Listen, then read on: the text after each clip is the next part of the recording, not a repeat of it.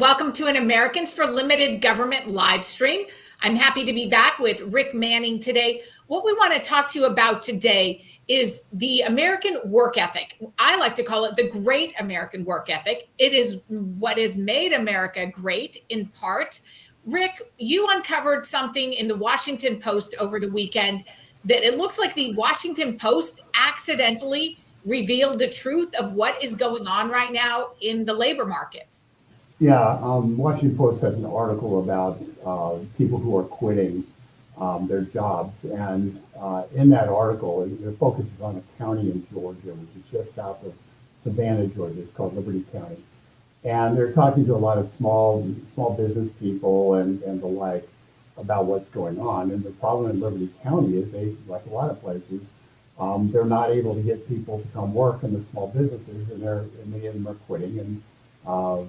And the two things that were written in the Washington Post article, one was a business person saying very clearly that the reason that they were having a hard time getting employees is because they were competing with government benefits, and that the combination of doing a part-time job and the government benefits made it so those employees were choosing not to work full time, costing his business, costing the ability for people to be essentially people to be able to utilize his business because they didn't have people to wait on the tables and the like. Secondly, that later on in the article, they had somebody say that very clearly that this has impacted people's work ethic because they're coming in and they're saying, hey, I want to make for a job that paid $10 to $12 an hour.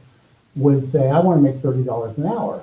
And the reason I want to make $30 an hour was because they were making that much money on with the various government handouts and benefits that were put in place and kept in place by the Democrats. So very straightforward article. They didn't intend to tell us that, but what they told us was that when you pay people too much money, more money than they've ever imagined they were going to earn, and then suddenly, they're not really anxious to go back to work to make less money, and that's what was happening in the workforce, and that's what's been happening in the workforce. But we know that red states had cut off those extra federal unemployment dollars several months ago, and am I right, Robert or Rick, that the blue states, like everyone's cut off that federal extra bonus, here's right? Where we are with this. Here's where we are with this. In June of this year, a number of red states announced that they were going to be cutting off that benefit. And so we didn't really see the results in July because it was too early for them to show up. But in August, we began to see a precipitous increase in people who are employed in those red states, and in some blue states, but by and large in the red states. And in fact, the last unemployment report that we have for the states, the lowest unemployment rate for the top 10 states. So the top 10 states that have the lowest unemployment rate were all run by Republican governors. The bottom 10 states for unemployment rate that had the highest unemployment rate were all run by Democrat governors. So, and each of those states, the lowest employment states, ended the extra pay for not working early.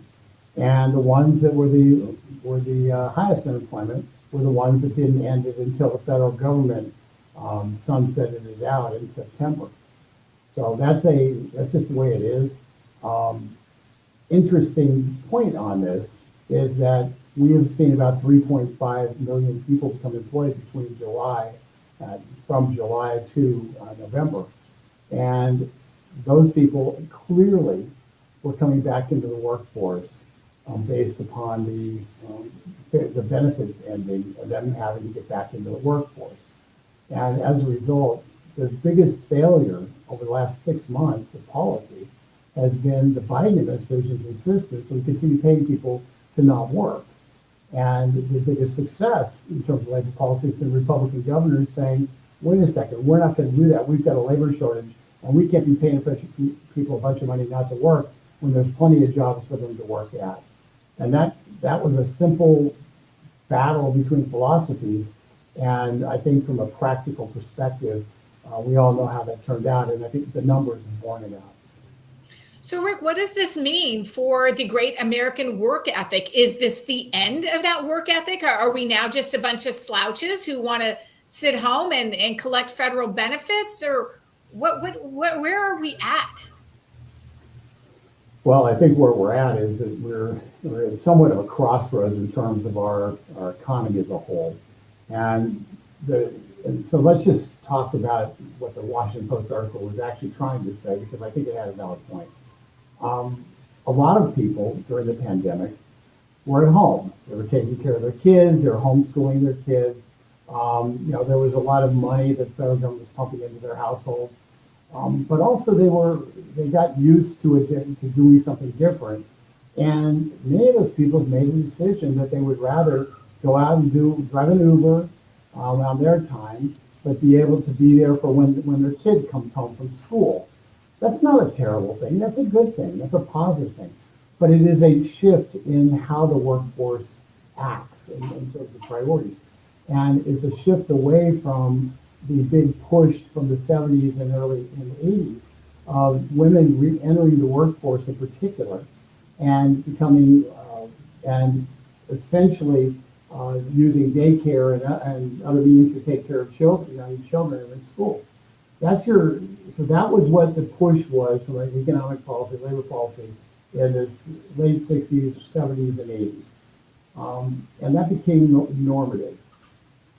It's very possible that the pandemic has caused a lot of people, men and women, to look at that and say, hey, wait a second.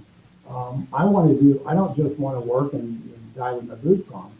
That doesn't necessarily make it slacker. What it does do, though, is force a transformative change in the economy.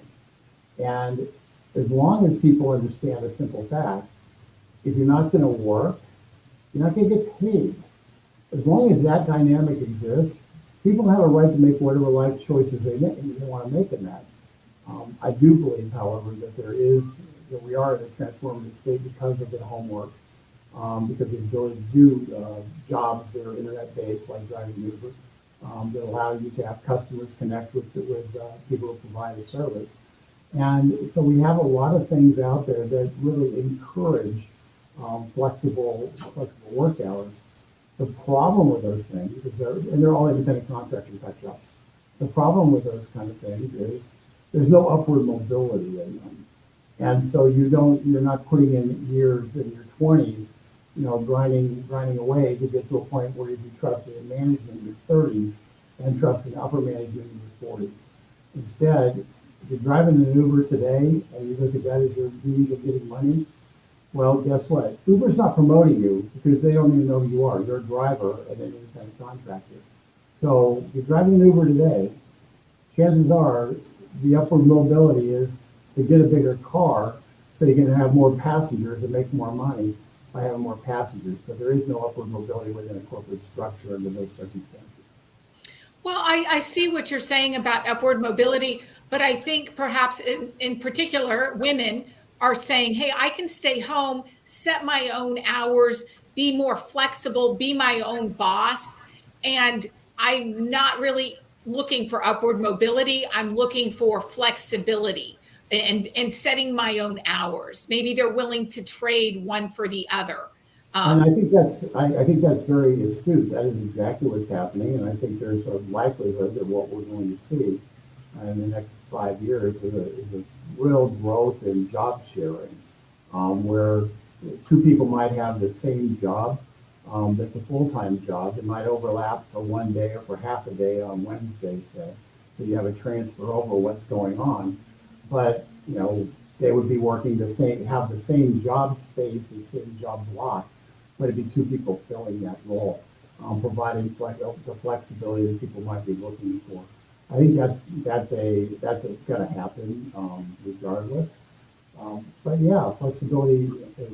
The truth is, there's absolutely nothing wrong with wanting flexibility. But there is wrong to say I want flexibility, but I also want to be treated like and paid at the same level as somebody who's working 40 plus, 50 plus hours a week and is busting their tail and is sacrificing to make additional dollars and to advance their career. To think that those two things that those two, you have to set your value set kind of determines your future in terms of your job. And if your value set says, I want flexibility above everything else, then when you're 45 years old, don't complain when you haven't advanced in your career because you've chosen not to. But it's certainly within, somebody can actually make that choice and be very happy, and and people should be able to, fortunately with the internet economy, the gig economy, they're able to. And Rick, do you think the changes we're seeing right now in the labor market are permanent, or are these temporary and in 3 to 4 years things will revert back to where we were pre-pandemic? I think they're permanent. There may be a little swing back at some point, but I think we're looking at permanent changes, and it's permanent changes because a simple thing, you don't have to sit in an office to do your job, okay, in a lot of places. You don't have to, there's lots of things you can do from your own home, which provides that flexibility.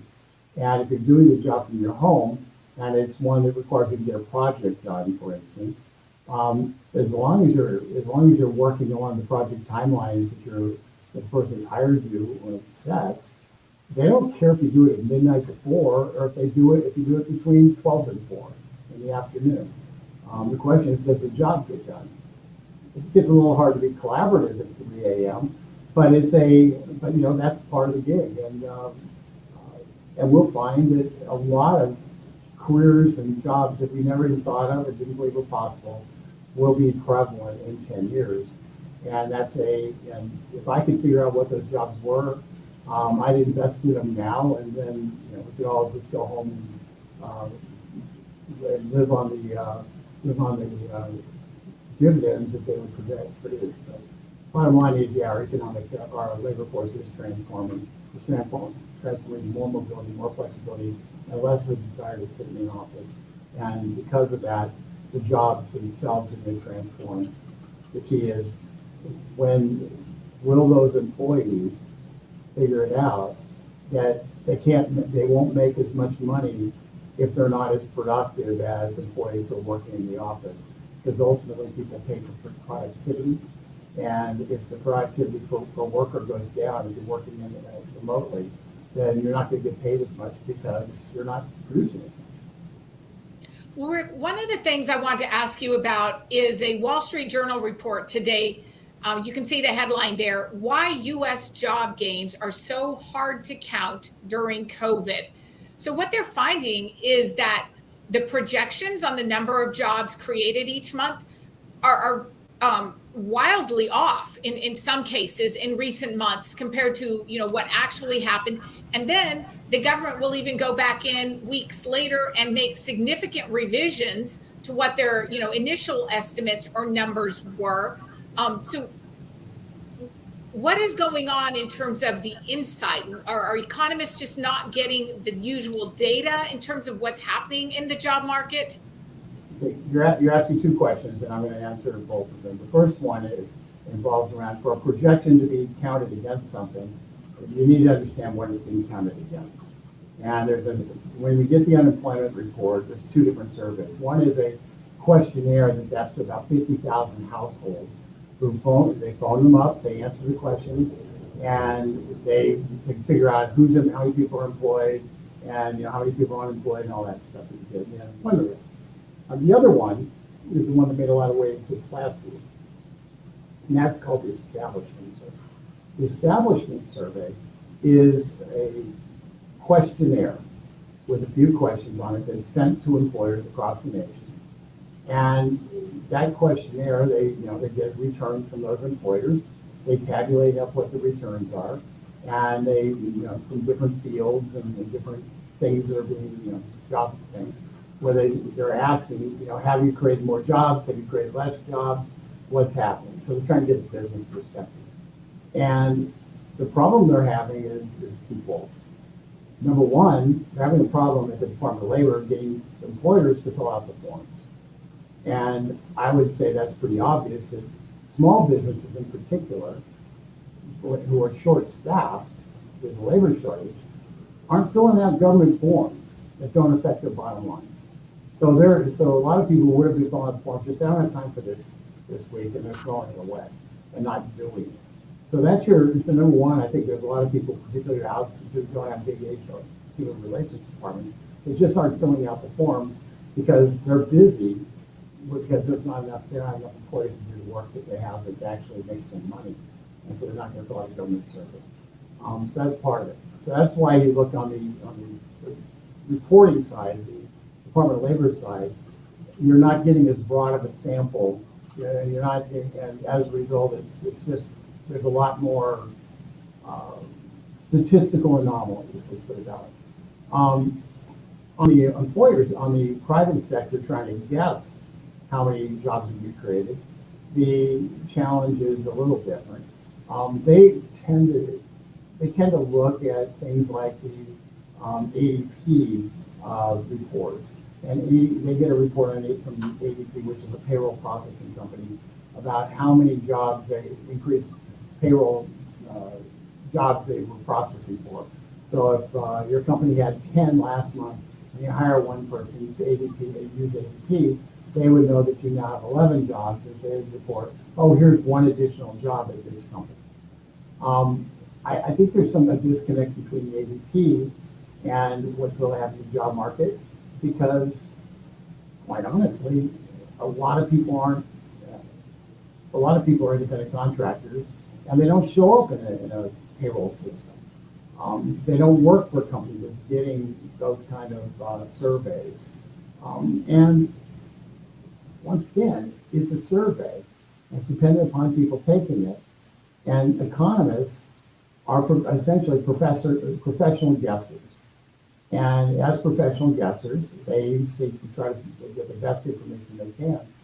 But given the variables in the unemployment that the Department of Labor now has, in terms of people filling out the forms, and given the change in the workforce, as we described in Big Economy and the like, I just think we're in a transition time and nobody has a formula that gets it right yet.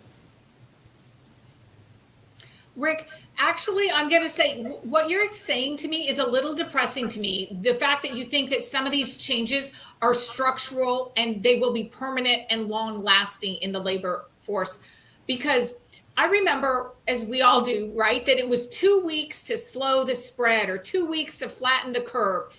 And back in the spring of 2020, Donald Trump wanted everyone to reopen and be back at school, back in business, back in churches by Easter. And he was laughed out of town. I mean, Fauci, everyone said, no way, Jose, that is not happening. But he knew that the longer this distorted market went on and people were paid to stay home, the greater the market distortions would be and the long-term harm. And what he foresaw, I think, is actually coming true now. We're coming up on 2 years where people, in some cases, haven't set foot in their office, yet they're getting paid. They're just now starting to lose those federal benefits. And I think it has maybe permanently changed this country. And I'm really actually upset by that, because I really believed and hoped that we would just bounce back from all of this. And this would be something we would quickly recover from. But now I'm beginning to doubt that. Yeah, I think you have reason to be concerned about it. And when you think about it, Catherine, those people who go to Main Street will notice that a lot of Main Street hasn't bounced back. In Washington, D.C., I recently was walking from one point in Washington, D.C. to another, and there were 4 different buildings that had hundreds of thousands of square feet available for rent. And that doesn't happen in Washington, D.C. There's one thing that Washington, D.C. attracts. It's white-collar people who push paper around, and they need an office to push it around in. And so when those buildings were built, when those developers put money up and built those buildings, they had an expectation of a customer base. But when people aren't going back to work, when people are working remotely almost exclusively, then there's no reason to have all that commercial space. The downside consequence of that is the restaurants and the coffee shops and the stationery stores and and the people who are selling everything from pencils to suits. There's no reason for them to be there because there's no buzz on the streets. There's no street traffic in terms of people walking around.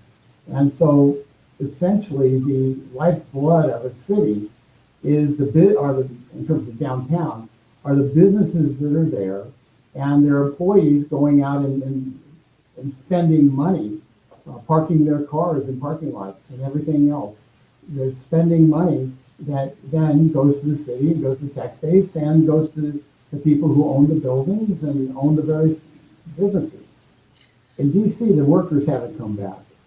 The federal workers aren't back. Now, DC is a little bit of an anomaly, but the federal workers haven't come back, and who knows when they'll come back. I mean, I don't think they're coming back for the foreseeable future at this point. So, Rick, are there any specific government policies that can address this to try to change some of these behaviors? The Office of Personnel Management is allowing federal government workers to work from home. Our own Congress, a lot of the Democrats in Congress haven't been back since February of 2020. Right. They came, or February 2021, I'm sorry. No, it's February 2020, that's right. They went away when COVID started, and they never came back. Yeah. They've given their voting responsibilities through a proxy over to Nancy Pelosi. So Pelosi is voting 70, 75 votes herself. So your representative might represent, say, hypothetically, Richmond, Virginia.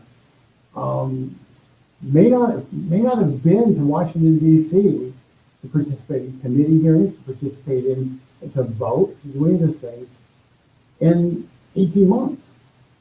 And their staff then spends very little time in Washington, D.C. because all the work's down in Richmond, so they spend their time in Richmond. And you just have this effect of kind of there's just, at that point, there's no vibrancy, there's no, and that's just DC, and DC is a little bit different.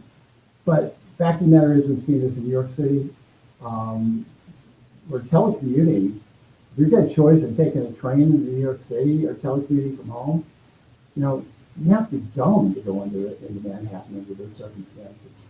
And it's big stock brokerage firms. Many of them have created big offices in Florida because they don't have to be by the New York Stock Exchange now. And by the way, Florida has 0% income tax, state income tax, and New York has a very high state income tax. So those stockbrokers, if they can do the same job from Florida and from Tampa that they can do from Manhattan, they get a pretty big raise by being in Tampa because housing prices are less and state taxes don't exist. So it's a rational choice to move there. But it's disastrous for our inner cities. Right. Well, none of this will change until we have someone new in the White House, perhaps a new executive branch, a new president who could say, hey, OPM, Office of Personnel Management, we're directing people to come back into the office. I mean, I will tell you, if I were the Office of Personnel Management Director, what I would do is I'd immediately do a survey to find out which federal government employees have been working from home have actually been working and which ones haven't, and get a handle on who truly are the essential employees and who are the non-essential employees. And I would seek to reward the essential employees and to make it so the non-essential employees and perhaps the positions were eliminated. Because the people who are working their tail off and doing their job should be rewarded. But the people who are slacking and aren't doing anything and sitting at home and just playing around and collecting a $100,000 paycheck, those people should be terminated. And so that's the first step, is find out who's working, who's not working, and then engage in some appropriate pruning based upon that discovery, and give and reward, truthfully, give more money to those who've been working, but get rid of those who haven't. Because after 2 years, we've got a pretty good idea who's really necessary and who isn't. Well, I Love that idea, Rick. I have very big doubts that that will ever happen. I mean, I've been in DC for too long just to know that that federal bureaucracy is so bloated with unproductive workers that manage to, go through an entire career sort of under the radar just until they can collect their pensions. And it's Let me tell you a second thing you could do. This is also a thing you could do. There's a lot of costs to coming into the city, and federal employees get locality pay increases. So if you're based in Washington D.C. Versus being based in, say, Omaha, Nebraska, you get paid more for the same job in Washington D.C. but you get paid for that job in Omaha, Nebraska, because they've got a base pay level, and then depending on the cost of living in different areas, you end up getting a locality increase based on cost of living in whichever area you're assigned to. And so one of the things that could happen, and I think should, is the locality pay should be based on where you're actually living. If you're living in a lower cost area than where your job is assigned to, and you're telecommuting, well, you should get paid based on the area you live in, not based on the locality that you're assigned to. And with telecommuting, you're going to find that a lot. And so that's one way to deal with it. But I do believe you can do a reduction in force as a new president coming in, if they've got a majority in both houses. I believe you can do a reduction in force. It's been done in the past. You do a blanket number, you do 10% reduction in force, and you pay people to retire early, you incentivize them to retire early, and you do the last in, first out theory in terms of getting rid of people. And then you allow people to apply back, but if they want to apply back in, they at least have some capacity to apply back into other jobs. But you evaluate, did they work? Were they actually productive? Or if they were a non-productive person who's sitting around collecting a paycheck, you just don't let them back in. So there's lots of ways to do this. It's possible to do it. You have to have Congress on board. But doing a reduction in force has happened in the past. It happened in the Reagan administration. And the early out, the older employees really love the early out stuff because they can retire earlier and get paid for an extra year. So that suits their purposes. And truthfully, if you want to get rid of the people who were the civil service handmaidens who did the dirty work, the civil service dirty work for previous administration, the lowest learners of the world, to use an example, the best way to get rid of them is to pay them to leave, because we don't want them there to undermine the administration anyway. Right. So you pay them to leave, you pay them to get out, and then you replace them with people who are going to do the job. They don't have to be partisans, but they're people who are determined to do the job and have proven to be people who do their job. I don't need the civil servants to be a partisan. I need them to be civil servants if I'm president, or if I'm the head of OMB. And in that case, it means firing the ones who are political and elevating those who do their job because they view their job as being running government and meeting policies of the elected president. Well, Rick, thank you so much for your insights. I know you've actually been fighting the bloated federal bureaucracy for a number of years. You've had initiatives that you've been pushing for here at Americans for Limited Government. So perhaps this is something that can get a new focus if we get a new president. I think the focus, and one thing I can promise people is in 2022, we are going to be focusing back on the federal bureaucracy.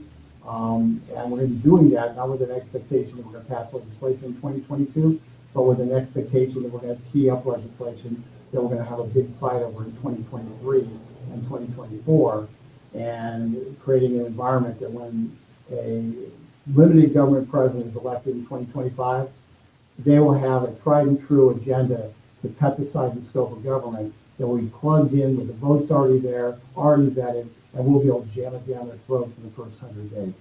That's our plan over the next 3 years to cut the size and scope of government. It's you have to have a little vision, you have to have a little stick-to-itiveness. But the fact of the matter is, if you show up and you say, gee, I'd like to do this, at the last minute, it doesn't happen. You have to build over a period of years a consensus that needs to be done. And that's one of the things we're going to be working on very hard in 2022, because we have to lay the groundwork for that. in order to be able to get our arms around this out of control federal bureaucracy and the administrative state is strangling our freedoms. Well, thank you, Rick, and thank you for watching. If you like what you're seeing and you agree that we need limited governments, please subscribe to our YouTube channel and then hit the little bell so that you get notifications every time we go live. And we will see you next time on an Americans for Limited Government live stream.